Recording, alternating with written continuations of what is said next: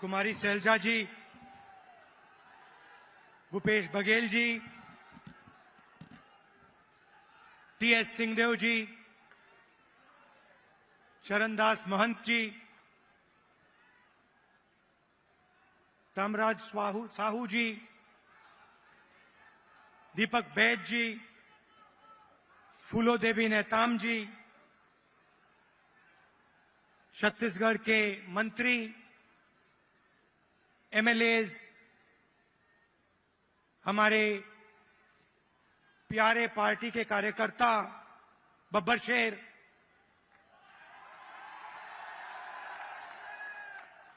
और शेरनिया, भाइयों और बहनों, छत्तीसगढ़ के युवाओं, प्रेस के हमारे मित्रों, आप सबका यहां बहुत बहुत स्वागत। इतनी गर्मी में आप आए, अपना कीमती समय आपने हमें दिया, हमारी बात सुनने आए, इसके लिए मैं बहुत आभारी हूं।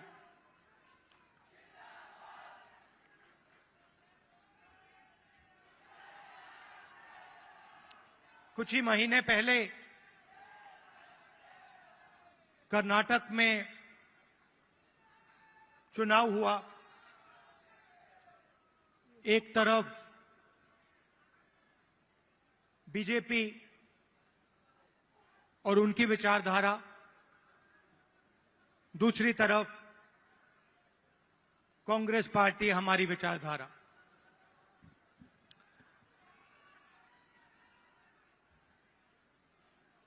उनका काम लोगों को बांटने का, नफरत फैलाने का, हिंसा फैलाने का।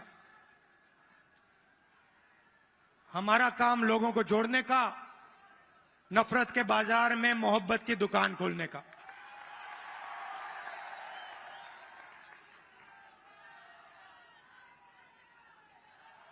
और कर्नाटक में हमने कहा, जैसे पहले हमने छत्तीसगढ़ में वायदे किए थे,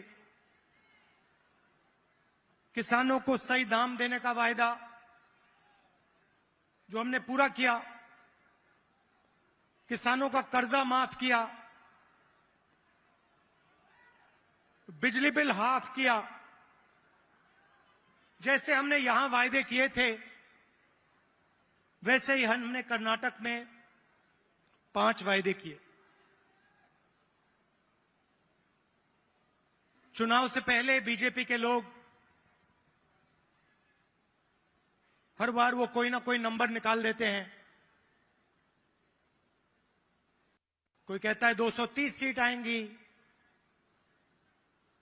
कोई कहता है 250 सीट आएंगी, मगर कर्नाटक में, कर्नाटक के हर गरीब व्यक्ति ने पूरा दम लगा के कांग्रेस पार्टी को जिताया। और वही यहां हुआ था। देखिए, एक बात मैं साफ करना चाहता हूं, बीजेपी और नरेंद्र मोदी जी हिंदुस्तान के 2-3 अरबपतियों के लिए काम करते हैं। नाम आप जानते हो। कुछ ही दिन पहले दुनिया के सबसे बड़े फाइनेंशियल अखबारों में अदानी जी के बारे में कहानी आई, आर्टिकल छपा।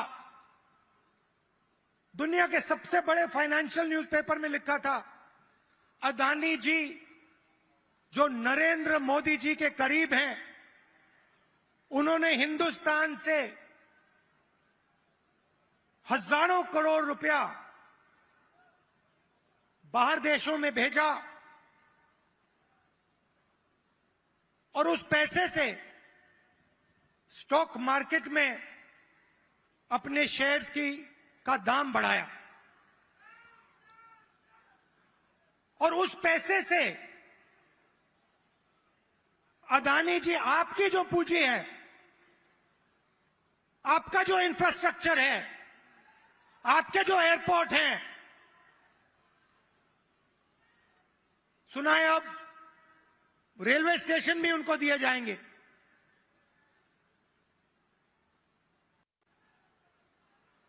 पूरा का पूरा एक व्यक्ति के हवाले किया जा रहा है।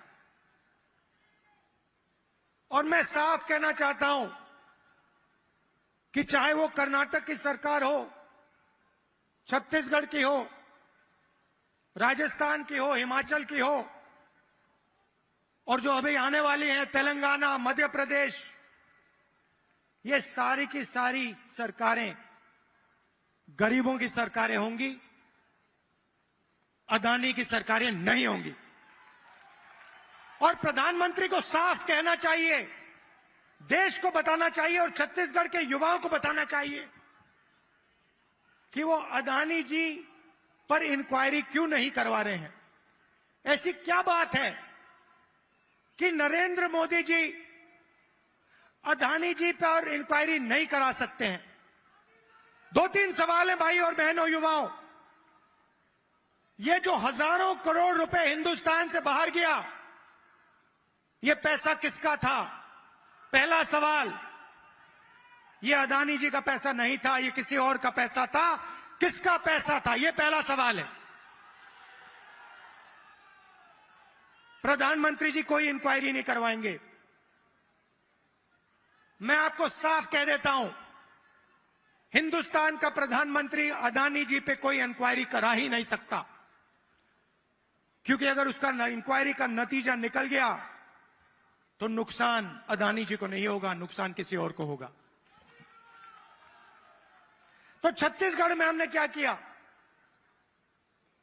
छत्तीसगढ़ में किसानों को धान के लिए सही दाम दिया। और आज आप सारे प्रदेशों को देख लीजिए, लिस्ट निकालिए, सवाल पूछिए, धान के लिए सबसे ज्यादा पैसा कौन से स्टेट में मिलता है? जवाब मिलेगा छत्तीसगढ़, छत्तीसगढ़, छत्तीसगढ़। और प्रधानमंत्री जी यहां आए थे, मुझे याद है, बीजेपी के सब नेता आए थे और कहा था कि कांग्रेस पार्टी इस वायदे को पूरा नहीं कर सकती है। कहा था पैसा नहीं है। हमने साफ दिखा दिया, पैसा है और वायदा पूरा हमने कर दिया। जहां भी हम जाते हैं, हम झूठे वायदे नहीं करते। 15 लाख रुपए का वायदा हम नहीं कर सकते। नरेंद्र मोदी जी ने कहा था काला धन वापस आएगा, 15 लाख रुपए बैंक अकाउंट में जाएंगे। उल्टा हजारों करोड़ रुपए हिंदुस्तान से बाहर जा रहा है। इंटरनेशनल अखबार कह रहे हैं कोई इंक्वायरी नहीं।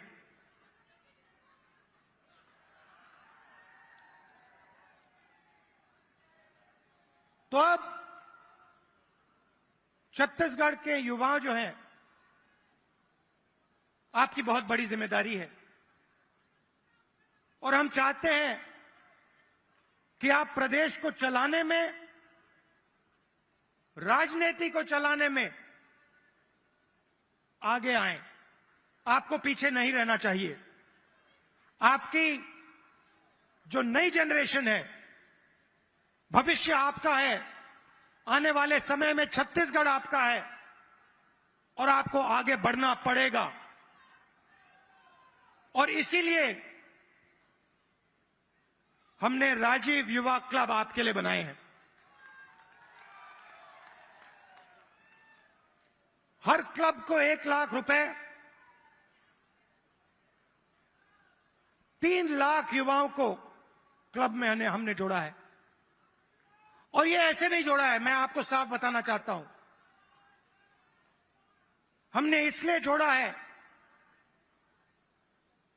कि आप इस प्रदेश को चलाने में, इस प्रदेश को चलाने में आप भाग लें। और हम आपके लिए राजनीति के दरवाजे खोलना चाहते हैं कि कुछ ही सालों में आपके बीच में से छत्तीसगढ़ के एमएलए, प्रधान, नेता चुन के आए, इसलिए हमने यह काम किया है। दो तीन चीजें मैं और कहना चाहता हूं। जो हमारे आदिवासी भाई हैं, आपके लिए हमने पैसा कानून लाया, आपकी जमीन की रक्षा की। मैं आपसे एक बात कहना चाहता हूं, हम आदिवासी शब्द का प्रयोग करते हैं। आदिवासी का मतलब जो हिंदुस्तान के ओरिजिनल मालिक हैं। आदिवासी का मतलब इस देश की जो जमीन है, जो धरती है, उसके सबसे पहले आप मालिक थे। मतलब आपकी जमीन पर, जंगल पर, जल पर आपका हक बनता है। बीजेपी ने एक नया शब्द निकाला है, वनवासी। इस शब्द का बिल्कुल दूसरा मतलब है। हम चाहते हैं कि आदिवासी युवा जो भी सपना देखना चाहें, देखें और उस सपने को पूरा करें। डॉक्टर बनना है, इंजीनियर बनना है, बिजनेस चालू करना है, लॉयर बनना है, जज बनना है, मैन्युफैक्चरिंग यूनिट शुरू करना है, सब चीजों में आपको शामिल होना चाहिए। वो चाहते हैं कि आप जंगल में ही रहें, आप जंगल के बाहर ना आए। शब्द के पीछे सोच है भाइयों और बहनों। उनका कहना है कि आप पहले हिंदुस्तान के मालिक नहीं थे, आप जंगल में रहते थे और आपको जंगल में रहना चाहिए। हम कहते नहीं, जंगल का हक, जमीन का हक, जल का हक आपको मिलना चाहिए। मगर जो भी आप सपना देखना चाहते हो, जहां भी आप जाना चाहते हो, वो सपना आपके लिए पूरा होना चाहिए। यह फर्क है विचारधारा में।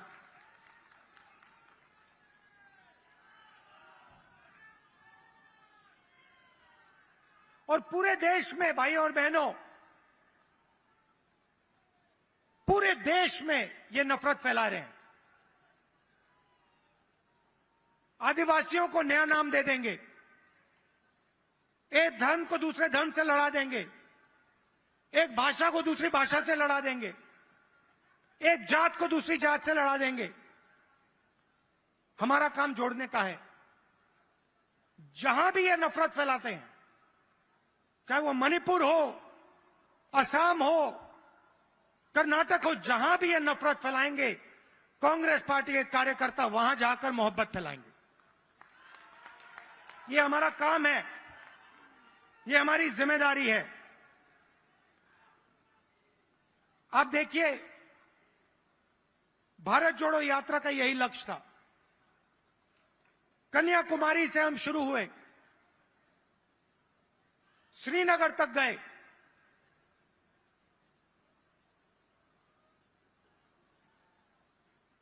मीडिया में इन्होंने, बीजेपी के लोगों ने हर रोज ये कुछ ना कुछ उल्टा सीधा बोलते हैं, नफरत फैलाते हैं।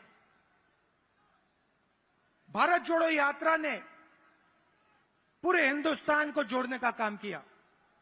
हर धर्म को, हर जात को, हर भाषा को हमने याद दिलाया कि आप सबसे पहले हिंदुस्तानी हो और आप सबको एक साथ मिलकर, मोहब्बत के साथ, इज्जत के साथ रहना है। ये यात्रा का मैसेज था और ये बहुत गहरा मैसेज था, नया मैसेज नहीं था, बहुत पुराना मैसेज है। सदियों से यहां पे छत्तीसगढ़ में और बाकी प्रदेशों में लोगों ने ये मैसेज दिया है और यही कांग्रेस पार्टी का और हिंदुस्तान का डीएनए है। हम जोड़ते हैं, वो नफरत फैलाते हैं। हम किसानों के लिए, मजदूरों के लिए, छोटे व्यापारियों के लिए काम करते हैं, वो 2-3 अरबपतियों के लिए काम करते हैं। कुछ साल पहले मैंने बघेल जी से एक बात कही। मैंने कहा, जहां भी मैं जाता हूं, मैं युवाओं से पूछता हूं, आपके सामने सबसे बड़ी मुश्किल क्या है? बीजेपी ने जो हिंदुस्तान की रीढ़ की हड्डी है, आर्थिक रीढ़ की हड्डी है, उसको तोड़ दिया है। जो छोटे व्यापारी थे, जीएसटी और नोटबंदी ने उनको खत्म कर दिया, जानबूझ के खत्म किया। और जब भी मैं इनसे पूछता हूं, आपके सामने सबसे बड़ी मुश्किल क्या है, कहते हैं बेरोजगारी। और मैंने छत्तीसगढ़ के चीफ मिनिस्टर से कहा, देखिए, छत्तीसगढ़ में अलग अलग स्किल्स हैं, हर डिस्ट्रिक्ट में आप कुछ ना कुछ बनाते हो, मगर जो छोटे बिजनेस वाले होते हैं उनको बैंक का पैसा नहीं मिलता, उनको मीडिया का सपोर्ट नहीं मिलता।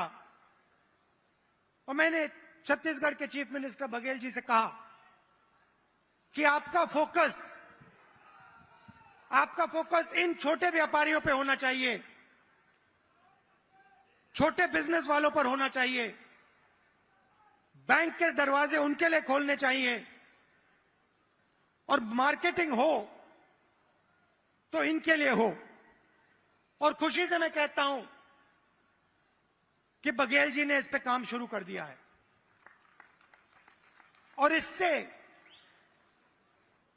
आने वाले समय में लाखों युवाओं को फायदा मिलेगा, हजारों नए बिजनेस खुलेंगे और लाखों युवाओं को रोजगार मिलेगा। देखिए, आपको सिर्फ छत्तीसगढ़ की नहीं सोचनी है। छत्तीसगढ़ हिंदुस्तान का सेंटर है।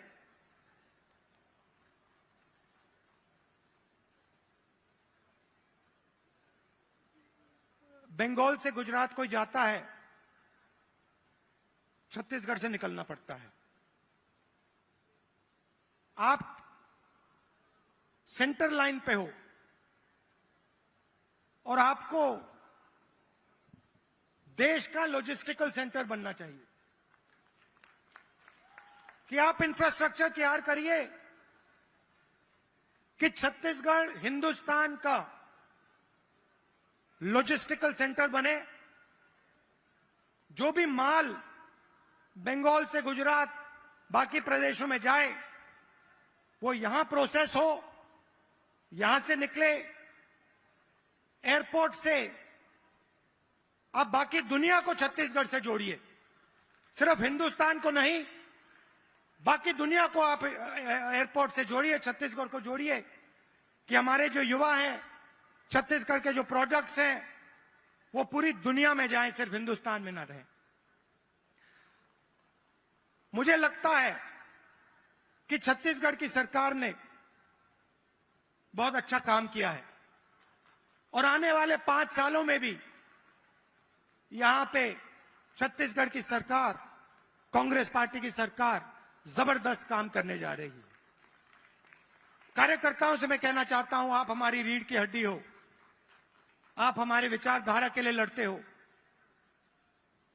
छत्तीसगढ़ में आपने हमें जिताया, राजस्थान में जिताया, कर्नाटक में जिताया, हिमाचल में जिताया, तेलंगाना में जिताओगे, फिर से छत्तीसगढ़ में जिताओगे, मध्य प्रदेश में जिताओगे, राजस्थान में जिताओगे।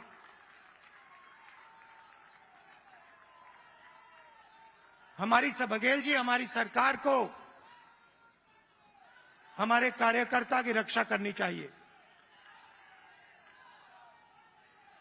करती है, मगर और डट के जो हमारा कार्यकर्ता है उसे लगना चाहिए कि मैं कांग्रेस पार्टी का कार्यकर्ता हूं, मैं कांग्रेस पार्टी की विचारधारा के लिए लड़ता हूं और मरता हूं।